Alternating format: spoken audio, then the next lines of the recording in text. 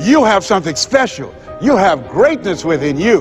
And the only reason you are here, you are my assignment. You can feel me. Some of you feel me right here in your heart of hearts. And my goal is to get past your mind and into your heart. So it's necessary that you have the mindset that I can do this. You've got to begin to believe and to fortify that belief and feed that belief by listening to tapes, going to seminars and workshops, by challenging yourself, by stretching yourself. It was Osborne who said, unless you attempt to do something beyond that which you've already mastered, you will never grow. And as you begin to challenge yourself, you'll discover some things about yourself that you don't know right now.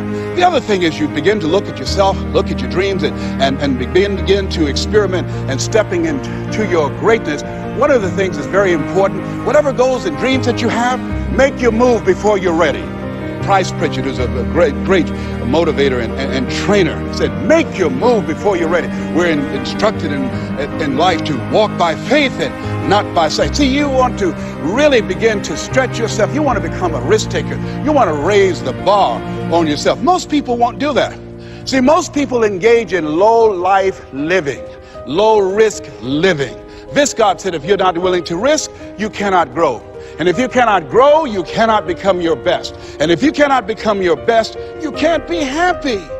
And if you can't be happy, then what else is there?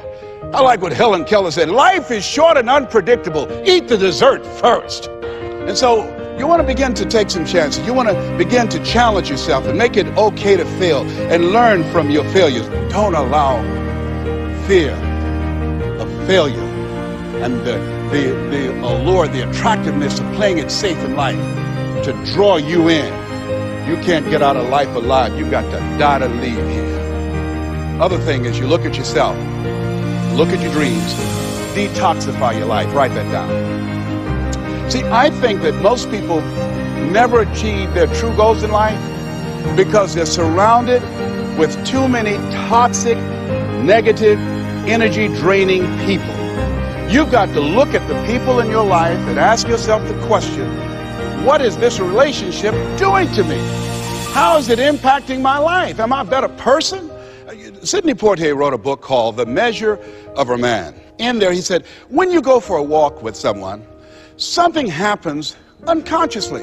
It's not spoken. Either you adjust to their pace or they adjust to your pace. Whose pace have you adjusted to? See, you want to surround yourself. My daughter, Ona Brown, who's a speaker and coach, she says, call forth your team, but make sure these are people that you can learn from. It's possible you can live your dream. It's necessary that you have the mindset that I'm going to do this. But you've got to take ownership. You've got to decide, hey, I'm going to do this. You've got to take responsibility for your life. George Bernard Shaw said, the people that make it in this life, they look around for the circumstances that they want, and if they can't find them, they create them. You've got to decide, it's me.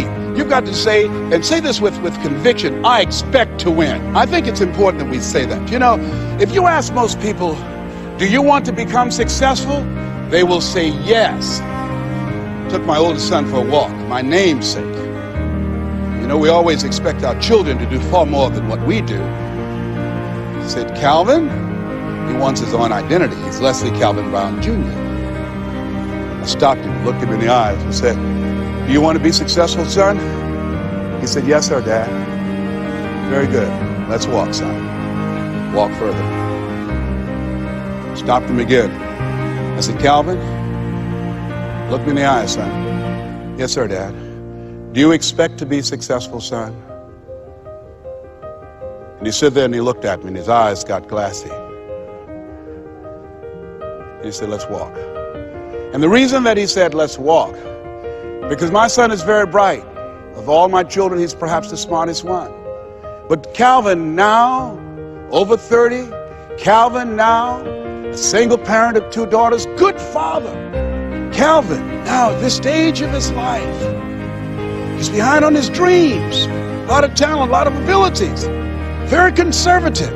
One of those people, great mind, but just hasn't developed that, you know, things that we want our kids to have that, I want it.